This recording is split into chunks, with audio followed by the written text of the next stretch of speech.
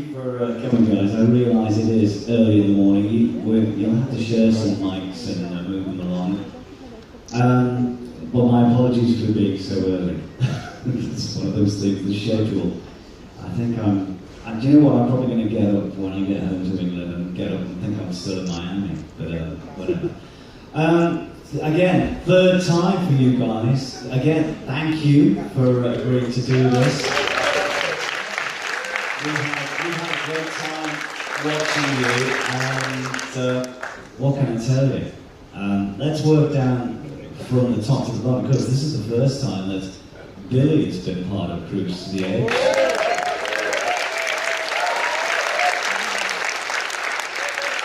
And then of course we have the veterans who have been here the previous two times. Billy, if I can start with you, have a quick slurp of your coffee. How's this been for you on Cruise to the Edge with Yes? There's the mic, there you go, you've got the mic, John's got it. Is this on? It's been amazing. It's always an honor to play with Yes, and to be among people who are like-minded and love this band like I do. It's just been fantastic. You know, what can you say? It's been great. And you've enjoyed it then, yeah? Cool. Oh yeah, it's been beautiful. I brought my family. We've just been enjoying the cruise. And you've been floating through the decks and it's like, hey, it's great. I mean, you seem to be having a great time. I am. I definitely am. I like people, so, and you know, I like to socialize. So. Well, that's cool.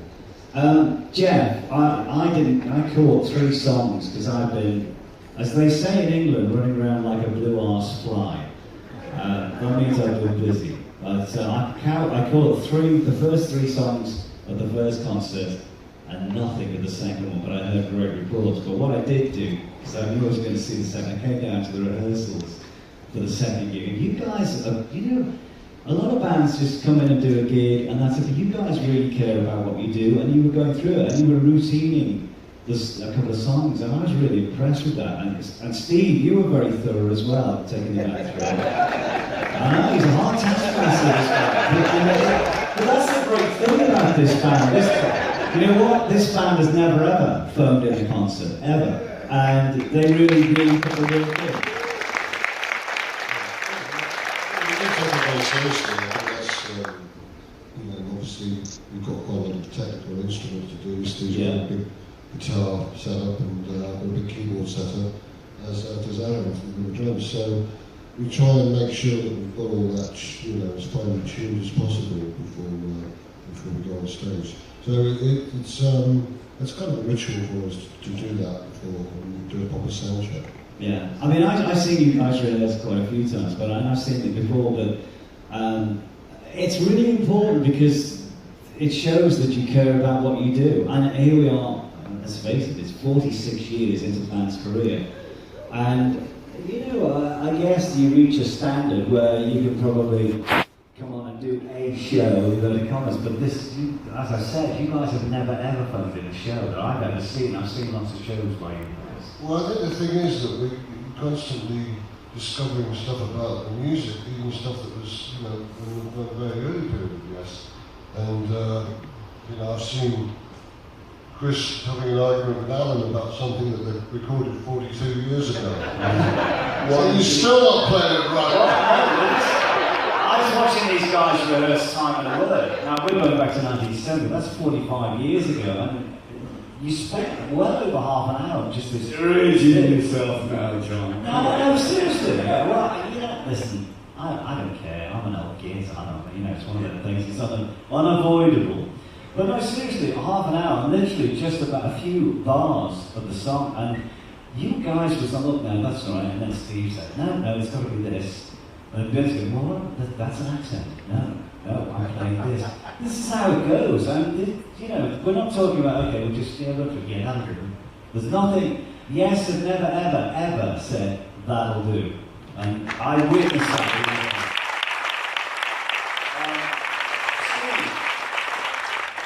This has obviously been a really important thing.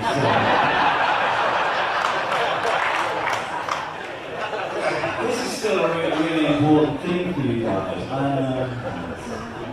That's what ages me. I dyed the hair, but I forgot to dye that. this, in all seriousness, this is an important issue for Yes, isn't it? The fact that you do get it right. Well, yeah, I mean, you know, you do a show and then something, maybe there's a mishap, you know, so the next day you have a sound check and you talk about the mishap and you decide, you know, how to solve it, whether it's going back to the way it should have been or whether there's a new idea that might make that mishap not happen again, you know. And yeah, I mean, we do take some pride in it. After all, you know, we've got you guys, you know, to please, and we've got ourselves as well. So we've got our own kind of dignity about this, that we like to get the stuff right, you know. And so yeah, we go the extra mile sometimes. And did you get, which version did you go for? Because I didn't see on the evening which version you went for. Well, we kind of went back to how we should have been playing it before we went wrong. Okay. So, the biggest memory we all had was that we kept rehearsing in one way, and then, you know, we went back to that official way. But there was a few ideas tried out, you know, briefly. I remember the time when we'd not played, I can't remember seen All Good People for a while, but when we were doing the 3-album show, we were doing it to be faithful to the original recording, which ends with the sort of descending organ chords. But Yes has always historically done a very live kind of solo break version, and we got confused about which one we were going to play. One guy was playing one thing, someone was playing another. When we weren't actually doing the whole of Fragile, but we were playing Good People, the first time we did that, you know, we got to there, we never discussed it. We were going to do the album version, or we would go, hey, everybody clap along. So it was kind of mix of both. That was original. Yeah, I'm sure people out here, though, the audience probably didn't notice. Look at the head that changing your hair. I don't know. So, can I just ask, is there anybody here from the UK apart from me? Yeah, okay. Are you going to see these guys next year on tour in the UK, in Europe? Yeah. Well, I definitely am. And it's a great, we talked about, a little bit touched on there about the 3-album tour and the 2-album tour. You guys next year are going to be doing Fragile again, but Drama. Now, Now, the thing about Drama at the time, of course, it came out and it got mixed reviews. I think that's the nicest way of saying it. And I remember I saw a number of dates on the Drama tour, and I thought the band played it incredibly well. But you did America and Canada, and you did the UK, but it never went to Europe. So essentially, aside from the odd song, I think you did Machine Side a couple of times when Benoit was in the band, and you did Tempest Fugit. But this is the whole album. How do you feel about that, 35 years? Because the album is actually very... Well, it's good. I mean, I'll tell you, drumming-wise, this is going to be a big job for Al, because it's a very powerful album. And for me, I wasn't a massive fan of Tomato, although I'm kind of getting back into it now, and it's kind of hindsight thing. But I thought Drama was a very, very Yes-like album. A more Yes-like than Tomato. And it's not like, there's some great stuff on Tomato, but I just thought that Drama was a better album. Well, I mean, having Trevor and Jeff come in and expand on the writing that Alan and Chris and I had started really was elaborate, you know, to say the least. Yeah. And the arrangements got really intense. I mean, they're not simple arrangements. They're It like was like a combination of Steve, Chris, and myself originally, and we said, okay, who's in Yes? And we said, okay, let's meet at this address, and whoever turns up's in the band. And then we all turned up, and then we just started working on Drama, and quite frankly, the music was just magic to start coming out. And we had two people who didn't show up, and that's quite true. Yeah. Well, it was an incredibly powerful album. Anyone who's got the last remastered version of Drama, there's bonus tracks, and the 3-piece Yes, and you guys rock. Seriously rock. I mean, and I think that surprised a lot of people when they heard those things, because Yes are normally very tightly arranged and very tightly played. And yet, when you listen to you guys in the rehearsal studio with those songs that run through Tempest Fugit, and I mean, at the time, punk was the tail end of punk, but you guys really kicked ass, I think. It's one of the heaviest kind of albums we did in that sense. And yet it still had that kind of lightness, you know, and Trevor stepped forward you know, as he does with the great singing on that. And you know, there was a lot of determination to get that record really nailed. You know, and after Tomato, which you know was a patchy sort of record, had some beautiful moments, but the tone of it was a little bit troublesome to get the sound really to be rich. But we had Hugh Padgett and people like this who were going to make a big name, you know, with Phil Collins and Genesis and things like this. Internationally, just like sitting there at the desk doing the engineering. You know, we didn't really realise at the time how cool this was to have Hugh and Trevor and Gary Langham. He did the mixing with us, so it was a great team. And Julian Mendelssohn, I think is another guy. You might not know these guys. These are the backroom guys who really make the stuff shine. You know, we bring it in and then they go, yeah, let's tweak this, and they tweaked it real good. Can I ask you if there was a feeling, though, obviously John and Rick are gone and Trevor and Jeff are coming, was there a feeling of, hey, we're not going to reinvent this, but we will have something to prove here? Was that the case as a band? Yeah, well, the difference was, these guys, the Wiggles, Trevor Horn and Jeff were rehearsing next door, and they were big fans of the band, and all of a sudden they walked through the door, next thing you know, we had a band. And it was quite magical how the whole thing kind of came together, and they just embellished what we were doing and expanded it.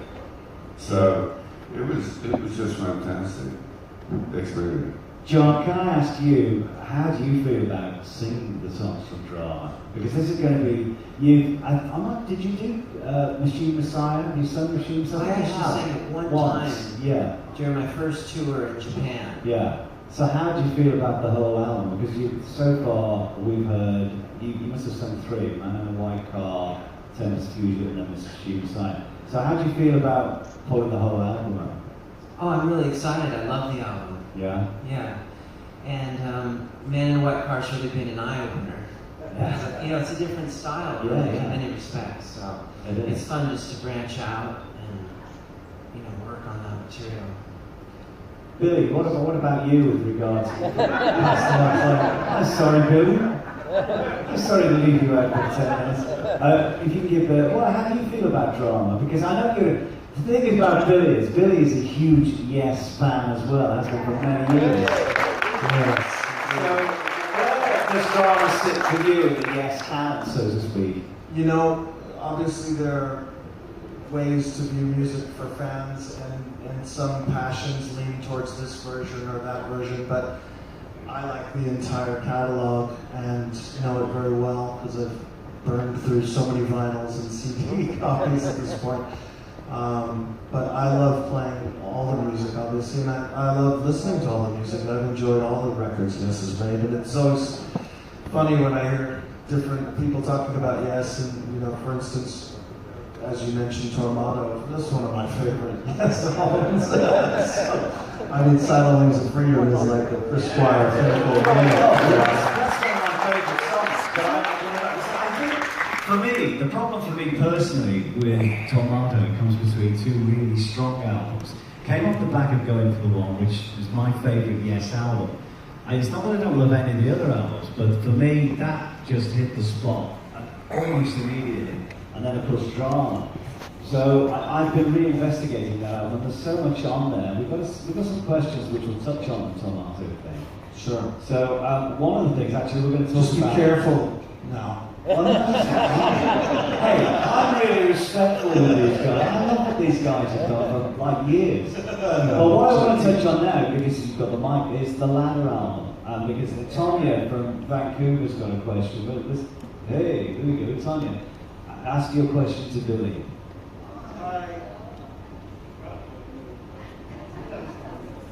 I know your question is. Let me, hang on, I'm going to come down here. I know what it is before she asks it. If your question is why was I at the Roxy so much, you'd have to ask Chris. Yeah, hi guys. I know everybody here would agree that it was such a thrill and such a treat to hear you play 9 Lives from the Ladder the other night. Yeah. And I don't know about you, but I have this special association with the Ladder album with one of the darkest, rainiest, wettest, coldest Vancouver winters ever. And us Yes fan Vancouverites were wishing it would be the most beautiful weather ever so you guys would like the city, right? But it just rained the entire time you guys were in town. So do you ever have any kind of wet associations with that album? Well, yes, we can't speak about it. I remember the weather being extremely wet the whole time, and Steve and I hanging on the patio out back, just looking at the weather, going, "Wow, it's another day in Vancouver." But it's such a beautiful place to be that the weather, it doesn't matter what the weather is, it's just gorgeous to be there. So, for me personally, I thought it was amazing. When the weather's bad, you go inside and play music.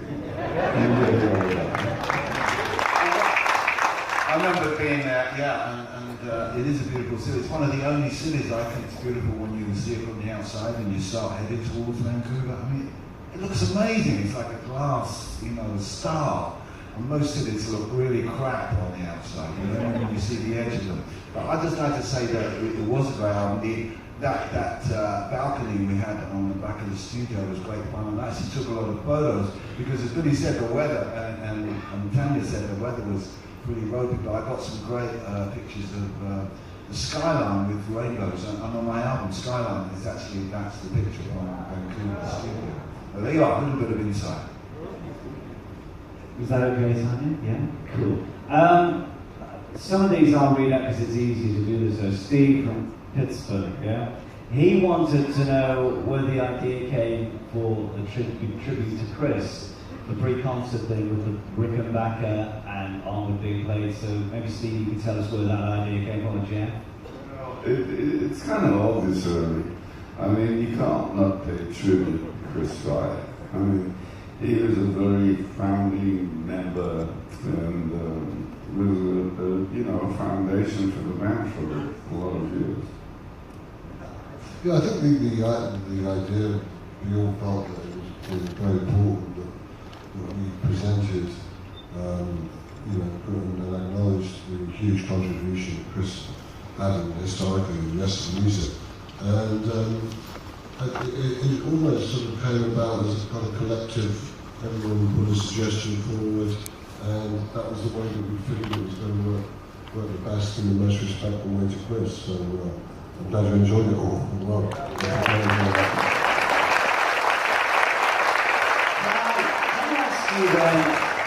The first concert you did, the summer tour, and it was the first one following Chris's passing. It must have been incredibly emotional for you guys. And watching that for the weeks waiting to go on, and the response, because I know a lot of people who went to that gig, and the response was incredible, touching. I mean, it covered an amazing amount of emotion. We were doing our rehearsals at Lancaster, or Lidditz, Pennsylvania, around that area in Pennsylvania, and then by the time we finished the rehearsal, we said, well, okay, we're going to watch this, and Andy Clark, our projection guy, he created all the images and put them in a stream, and then he put them to Onward, which was one of the suggested tracks, and so we saw that.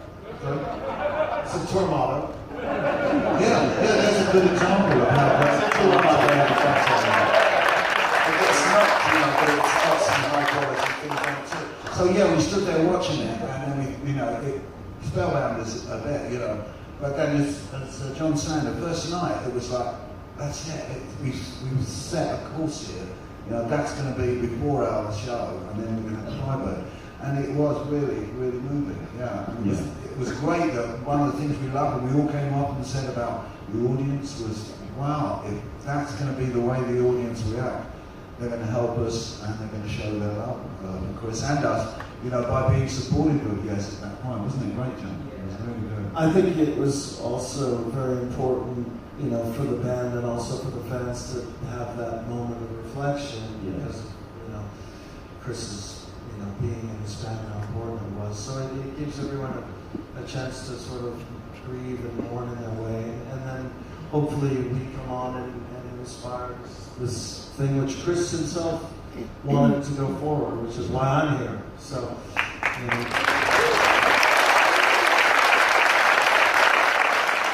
What I will say, and Jeff would say he's lived with a very long time. I'm a cynical old sod, but seriously, it did touch me emotionally, and I'm not afraid to say, because some men are like, hey, I'm not mad, I don't cry. But it did bring a tear to my eye, because I knew Chris very well as well, and for a very long time. And and it's still thinking about it, it's still pretty raw for me, and I guess it must be for you guys as well. And because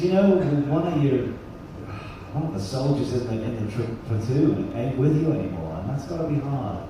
And you've been through a lot together.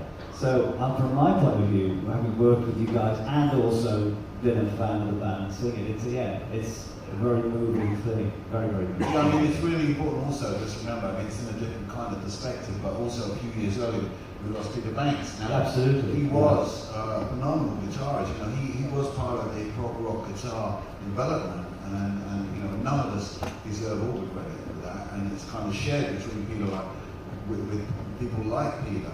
And it was a sad thing because it was a great opportunity for me, which I took.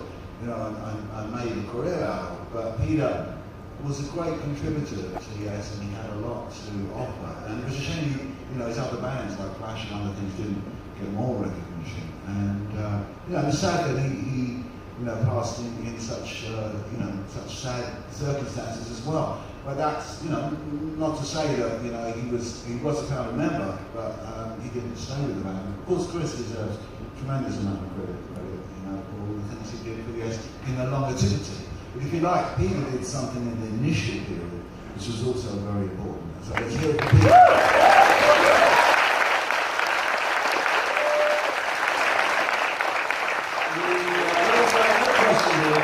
I'm sure that they all came together on a bus, but Ruth, now you guys know Ruth from Pittsburgh, she's down here. A really interesting question, I'm not sure whether any of you are going to answer this, but I'm going to ask it anyway. What would you give your 20-year-old self as advice? Well, I only said I'd ask it, I don't expect an answer. Yeah, okay, go on, go on.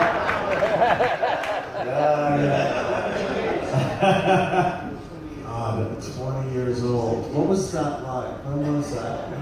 Don't ask me. God, I don't know.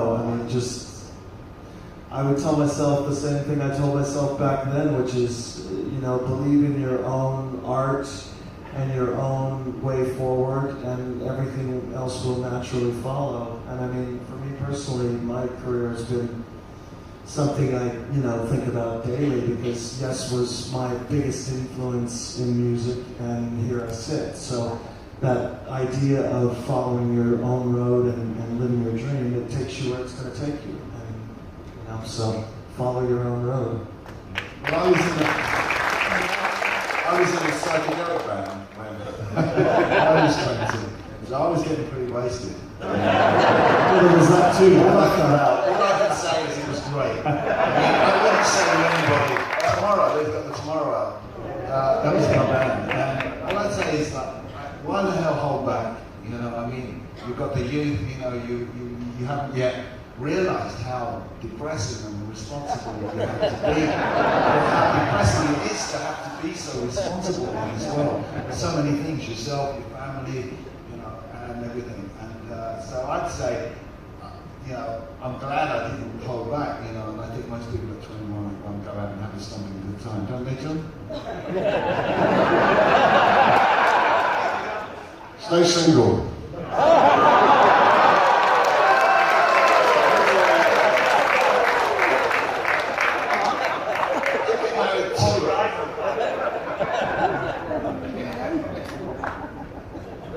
Come on, John, your turn. On, John doesn't have to go back as far as someone here. well, I don't want to sound redundant, but I agree with Billy. That's exactly what I would have told myself. Okay. Yeah. Sure.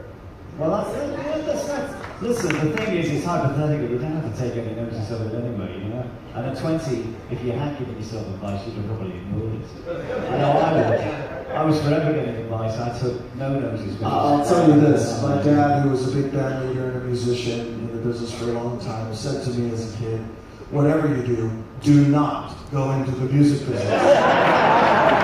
I'm not sure if he meant that or he was choosing reverse psychology because you're a kid and thinking, wait a minute, that's what I want to do. But Well, I know a very famous drummer.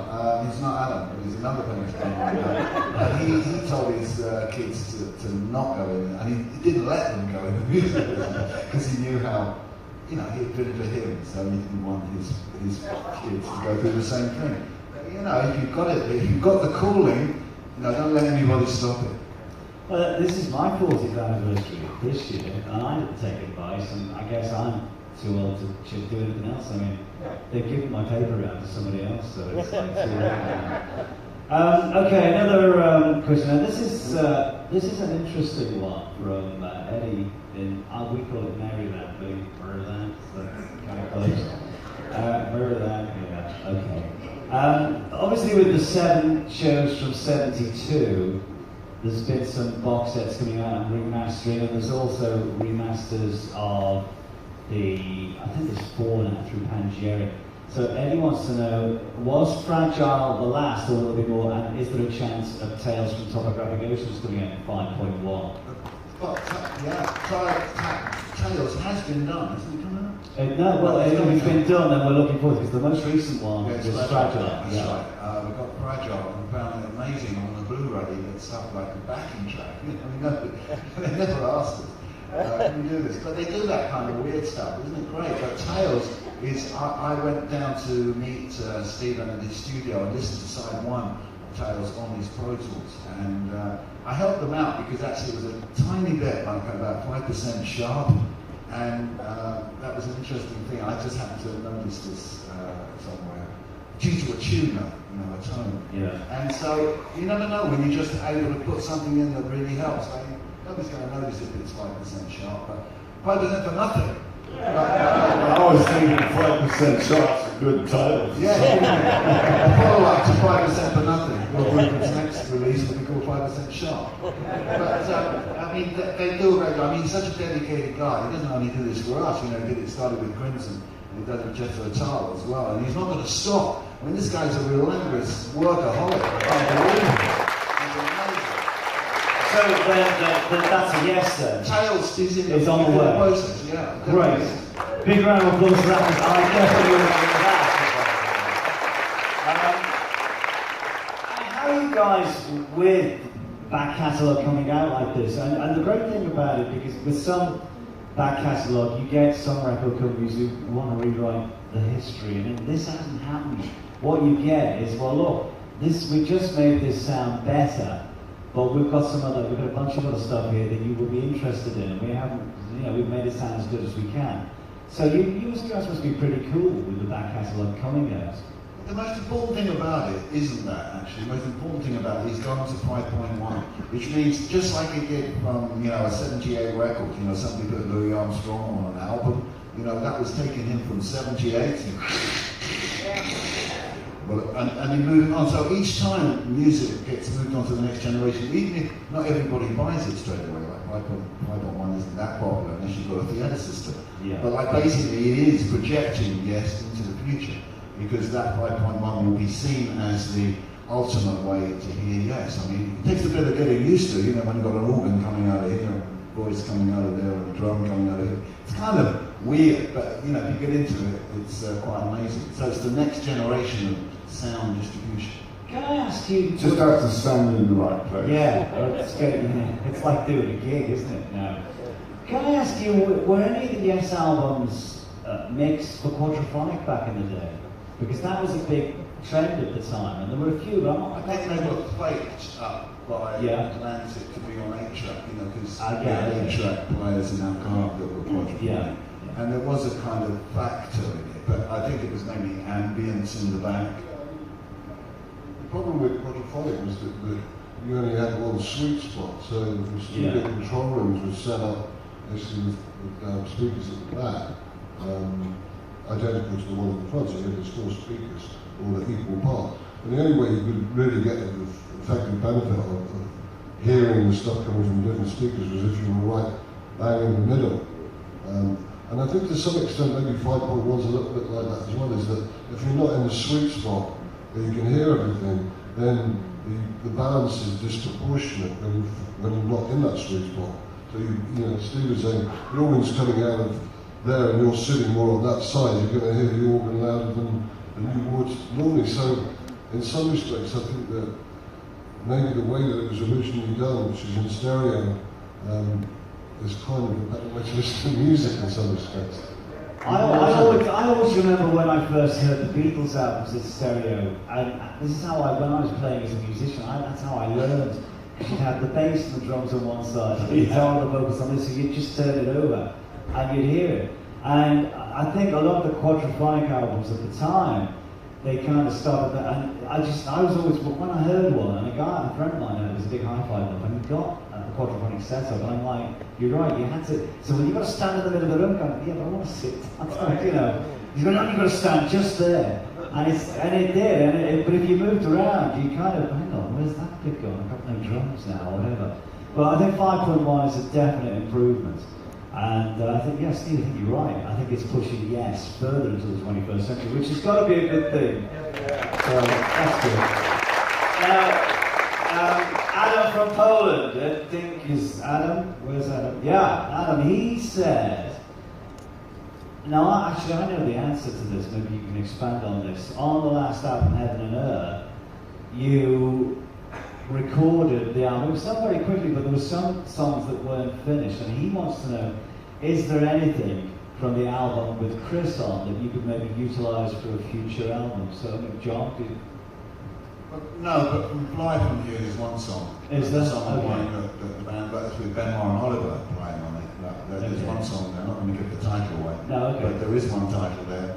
And obviously there is other music that Chris was working on before he passed away, which maybe in some guys, but I think from Heaven and Earth. Well, Chris told me that there was one track that they didn't have time to finish. He said there is one track, and it's a long track, but he said I didn't have time to finish it. Yeah, John? Jeff and I were actually working on something. That's, yeah, he said we went that. to visit Jeff, Yeah. and we literally ran out of time. But it's, I think about 24 minutes into something. Yeah. I can hear people getting excited. So, but I guess there is the possibility then at some point that may be worked on.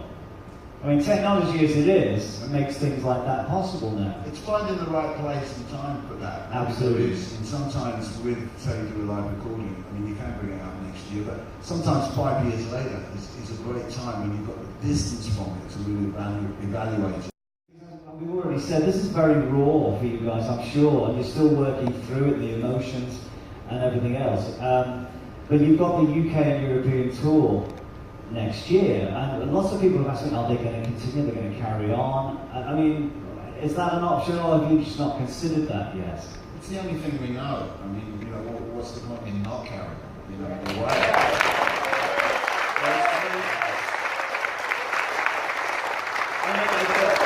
I mean, first of all, Billy, let's sort of touch on this a little deeper. You've been in the band, and you've been out, but you've been working with the band because you've been mixing things for DVDs and the like. It must have been an awfully bittersweet thing to be asked to do this, because initially you were just kind of keeping the seat warm, and then of course the situation changed, and it was a game changer for you in a big way. So how do you sort of get that in your head? Because it's one thing being able to play these songs and being able to play with the band, and you've got it in your mind, well, I'm just covering for the time being. Oh, hang on, it's got to continue. So how do you get that right in your head? Well, I was fortunate in that I got to see Chris just before he told me he was sick. I went to Arizona to visit him, and he played on this new record that I have called Citizen. And we were speaking about Yes, because I'm always an advocate for Yes moving forward. And he was talking about, maybe you'd be involved in production on the next record and whatnot. So we were talking about the future of Yes, and for Chris, Yes was his world, as it is for all these guys. And he wanted to go forward. So that was the idea. When I went home and I called him to say thank you for playing on the record. That's when he told me the worst news ever. And I think from that point forward, even though he was telling me, I said to him, this is all good under the banner that you're coming back, and this has to be known by everybody, because, but I think looking back on some of those conversations, a rare form of leukemia and all that, he sort of, I think, was a little more in touch with his own fate than I wanted to acknowledge. And a lot of the conversations were, keep going, promise me you're into this and you want to keep going forward. And I kept telling him, I promise I'm into this, but you're coming back, Yes. So that was kind of the understanding between the two of us, but obviously with his passing, I know what was in his heart, what he wanted to happen, and I know, we were great friends, and he wanted me to do this. I gave him my word that I would. And, as I've said in many interviews now, I'm here as long as the band wants me to be here, because this is what I like to do. Well, I think what Chris said, make me proud, and you have. Yeah. So thank you for that.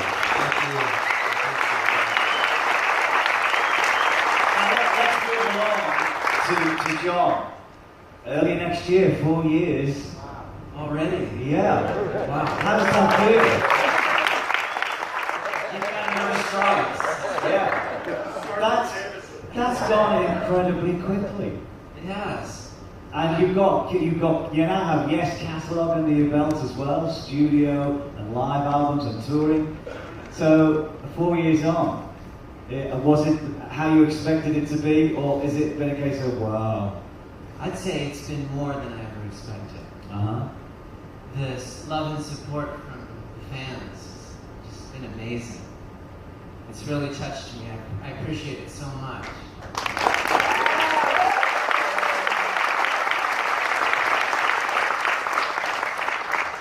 The guy never hits a wrong note. No.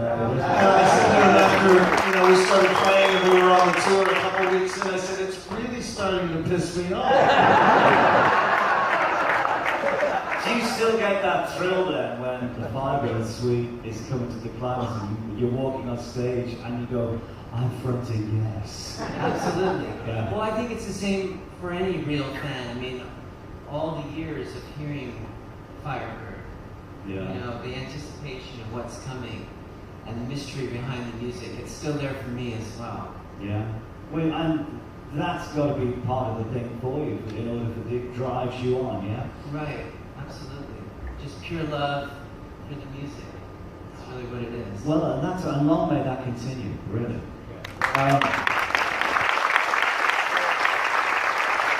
Moving along to Alan, obviously, I did a Yes book which is coming out I'm again. leaving. And we were looking at some of the pictures, and one of the pictures in the book is Yes backstage at Crystal Palace, which was Alan's UK debut with the band. And they're all looking so relaxed. And Alan as well. Bear in mind that you've done the American tour, which is It's bloody 10:30 in the morning or something. By the way, this guy is one talented guy.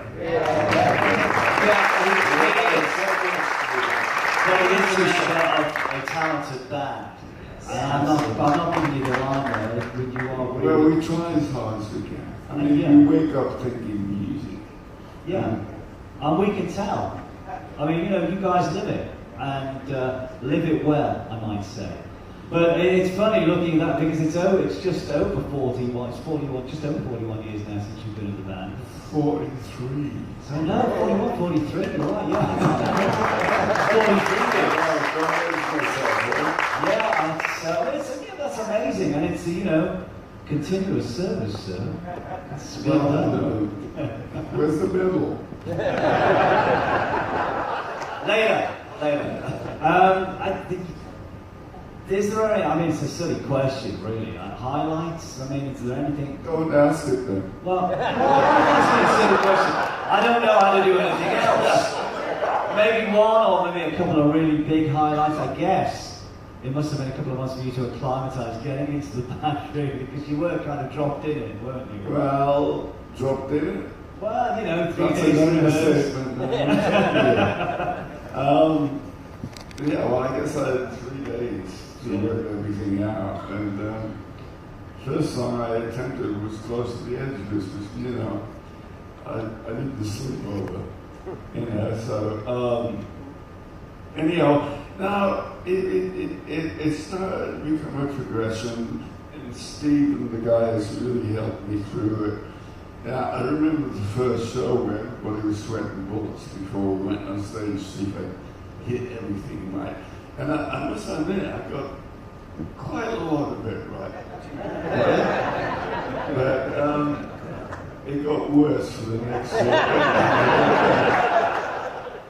So it was very difficult, but it was like bite the bullet, you know, go forward.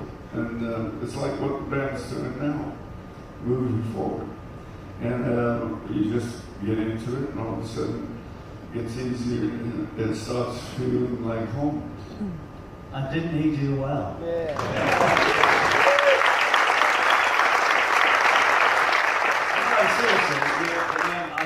I take all on board that all of you guys are incredible musicians, and the great thing, I mean, Steve's been kind of in the band on and off since 1970, so again, another round of applause there.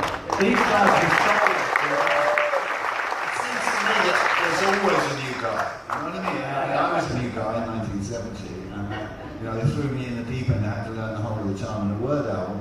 But then next it was, you know, Alan learning, you know, Close to the Edge. But look at it today, you know, we've just had Billy had to learn the whole bloody catalog. And 4 years ago, it was John learning the whole catalog. Yeah. So in fact, this band is like an orchestra, you know, it kind of shifts, you know, and we need some new blood, and that's just a process that the band has to accept.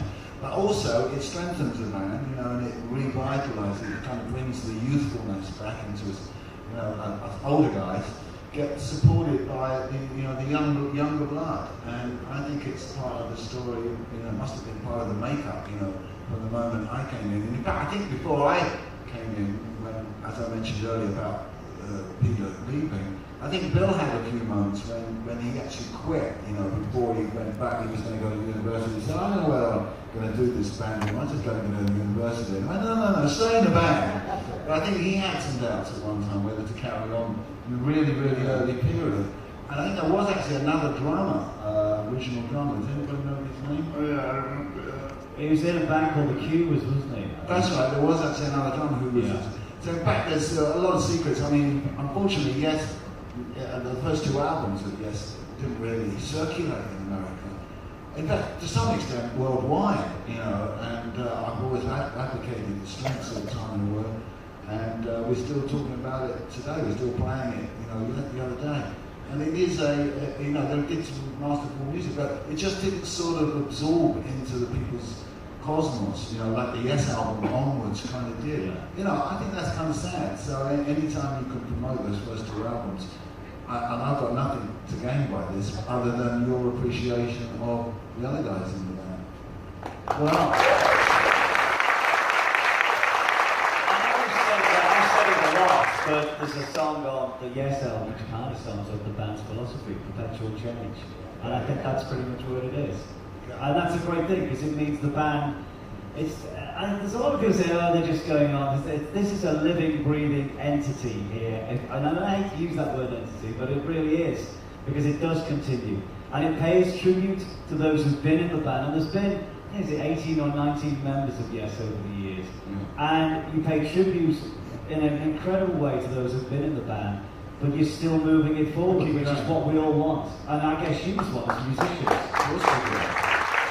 I think the important thing is that the band continues to make new music. You know, I think that's the sort of blueprint for it continuing, because I think once a band just sits back and you know, rests on its back catalogue, which some bands do, you know, understanding they go around and they play this circuit and then they rest heavily on their back catalogue. I think what we try and do is to give ourselves new challenges, which is why we've started incorporating material from, say, an album that I was not particularly familiar with, The Ladder, and you know, the Drama album, I mean, this particular tour, we played, I think, 6 or 7 albums. Is it 9? Oh, well. Yeah, so I think that's an important challenge, you know, and I think we're all looking forward to next year doing the whole genre album. That's something that we've not done for 35 years, so that's one of the reasons why I think we like to keep it moving and keep it fresh. And also, I'd just like to point out that perpetual change. I remember distinctly the time when John first quoted that expression and used it in the song, and we were playing, it was Farmland, and he said, like, have you noticed how the farmland keeps perpetually changing? You know, they said, oh, that's good, I think I'll use that. And what it was the mist, you know, was literally, you know, described in the song. And we were living in this little place, we only stayed a few weeks, and you could look out and you could see the fields and the cows. You know, I went and sat in this field and the cows really scared me, they all came over. So I was out of it. John loved the perpetual change of this, you know, the vista we had. It was so beautiful. And that is, as John rightly said, it's become almost you know, a statement about, yes, not only in his music, but it's in his personnel too. Well, we've got a couple more questions, then we'll wrap this up, if you don't mind. A couple of people have asked me, with the 7 shows from 72, is this the start of maybe going through the Yes archives for live material? Because, and one person specifically said, oh, I would love something like that from the Relay era. But is this maybe the start? Are we likely to see more box sets like that? Because I know, because you're kind of the archivist of the band, really, you've got a lot of There's no doubt that, you know, what happened with this one was that Atlantic and Rhino, you know, they found it, you know, they said, oh, this is great. And I said, hang on, that's just Yes songs, you know, you're just talking. They said, no, it's only got Alan in it. And I went, oh, Jesus, okay, then it's not Yes songs, because Yes songs is split between Alan's performance and Bill's performance. So, you know, that came out the ground. It was almost like, you know, it just kind of came, it appeared. So I think the same will keep happening, because we had a lot of stuff recorded that we didn't use. Some of it was film soundtracks that never got completed because the film got lost, or maybe he edited it, or somebody didn't like somebody who was involved in it. And we canned it, you know, we did do that sometimes. We say, that's got to get canned. So there are loads of this stuff around. And I hope, since it does seem to work, for you guys,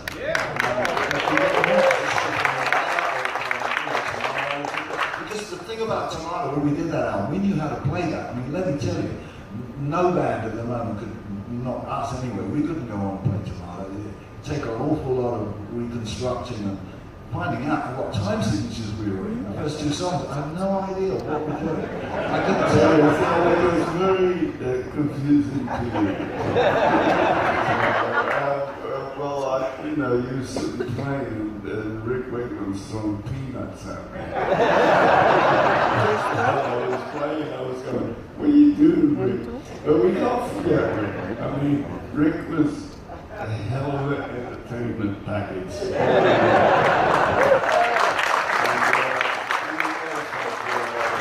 This guy's brilliant.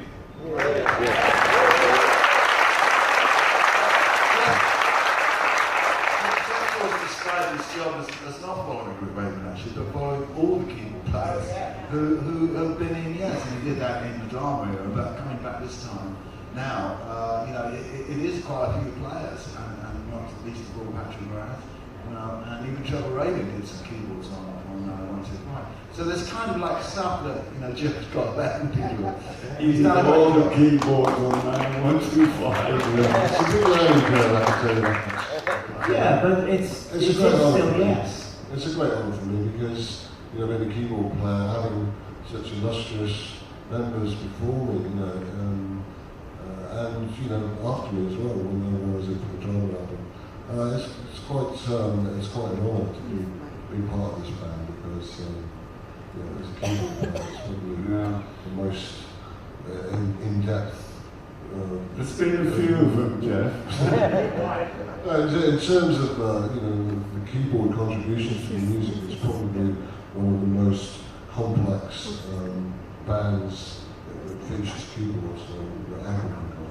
So it's really an honour working with these guys. Well, he's not fake. We get people like Tom Brislin and dare I mention the name Igor? Tony Kelly. He who That's shall the not, boo. he who shall not be mentioned. Yeah. Well, the great thing is though, even though all the changes, and Jeff has a very distinctive keyboard sound, but it's still Yes, and every keyboard player in Yes has had that, but they've been different at the same time. Now that sounds like a strange thing to say, but they've all had their own thing. Alan doesn't sound anything like Bill. Steve didn't sound like Peter, and when he came back, he didn't sound like Trevor. And you know, it's right the way through this band. But there must be something in the DNA that has Yes stamped on it, because It's called the music. yeah. But the thing is, you all create that. But there's something within you that, while you have your own style, and it's an identifiable style, it fits in with the Yes DNA. That's what I'm saying. One of the things that's changed over that time, though, over these 40 plus years, is that initially, if you joined Yes, you played that era, you know? But now it was like, if you join Yes, you have to play all the era. I mean, in other words, if you say, oh no, I don't want to play that from that album, you say, what are you talking about? We're going to do that. I mean, it's not an option. It's an opt-out. So, well, I'm not playing that song because it's on some album I do or something. Get lost. You're in the band. Any song from any album.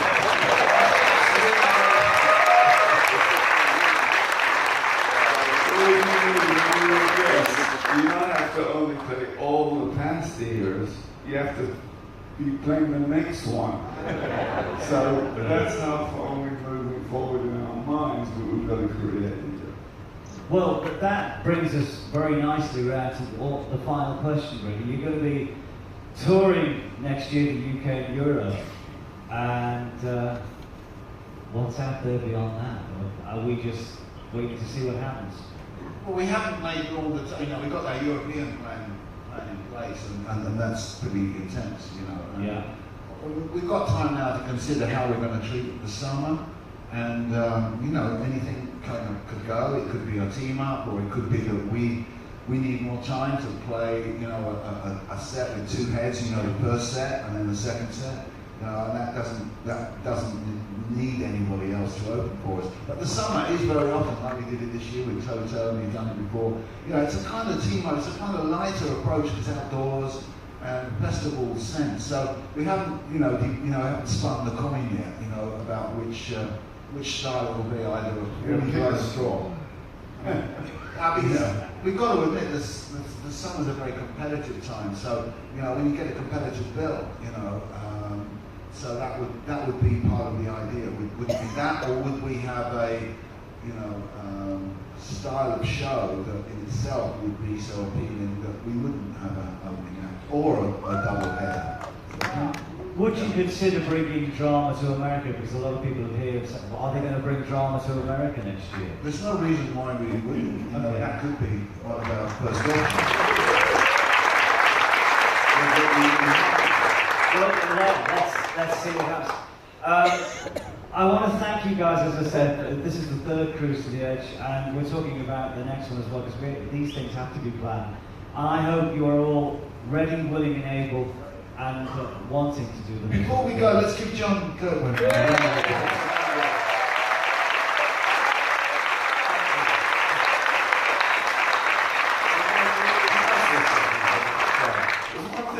Say, and it's kind of bugging me in a way, but No, I'm getting worried. I told you I'll sort that out later. no, the fact we've been nominated for the Hall of Fame again, and you know, the first time we didn't get in there, to us it seems like meaningless, and to Chris too, he always felt like that. But God forbid, if we get in to the Hall of Fame and it takes somebody in the band to die, that's a real bad deal for me. Yeah. And it's all politics in the music industry. That's it. So, you know, I don't mind if we get in, but at the same time, it's a little bit of kind of thought behind it. the Chris passing. You're in our heart.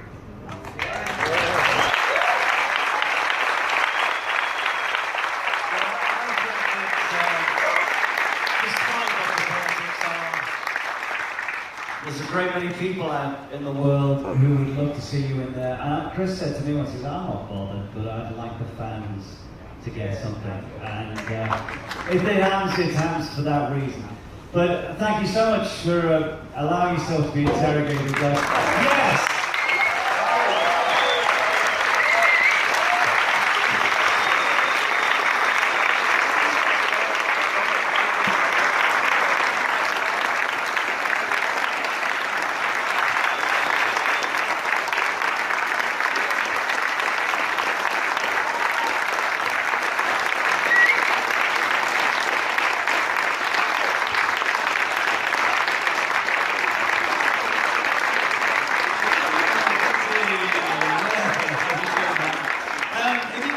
We've got this auction going on now. We've got some stuff here that we're